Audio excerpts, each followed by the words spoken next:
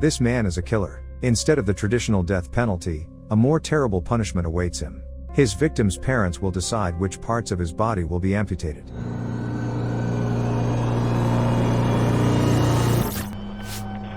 Due to a revision of the government's position regarding the death penalty, the position of a surgeon guard has been created in the maximum security prison. His main job is to follow the medical protocol so that the prisoners do not suffer more than the usual post-surgery inconvenience. The surgeon communicates with Willie Bingham, one of the prisoners, in his cell. The prisoner is depressed and shocked that his hand is about to be cut off. The surgeon calmly explains to Will that he is a murderer and that is the verdict, but he is not able to come to terms with such an outcome and is trying to prove that this is unfair. According to him, although he killed that girl, he did not realize what he was doing. After all, the whole reason for what happened is due to drugs and booze. Will adds that he could never kill and mutilate an innocent person. Meanwhile, the surgeon continues to calmly inform the prisoner about the execution of the sentence. According to him, the first surgery will be purely symbolic and he will observe the correctness of its execution. In panic and desperation, Willie asks to simply execute him as they did before, but the surgeon explains that the rules have changed a little and this procedure is his chance for redemption. In the end, he can become a nationwide example.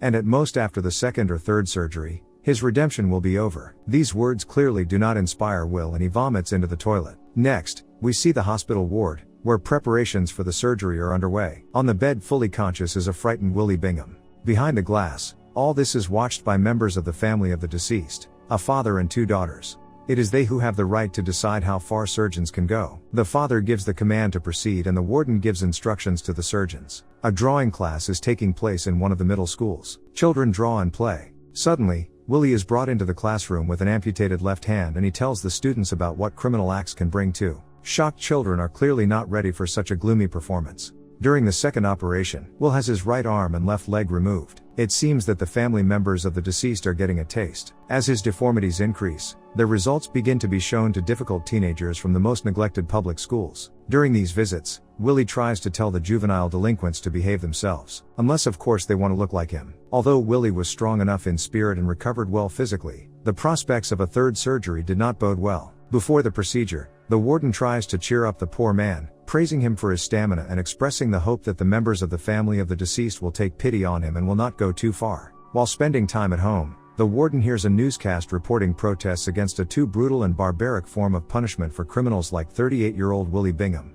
who abused and killed a schoolgirl. Everything is ready for the third surgery and the doctors hope for the favor of the family members of the deceased girl. But the father coolly orders to begin. The surgeons and the overseer look at each other in disappointment. During this surgery, Bingham loses a kidney and a lung. And this even has a certain plus, because the organs of prisoners provide a small but stable income for the recently privatized prison system.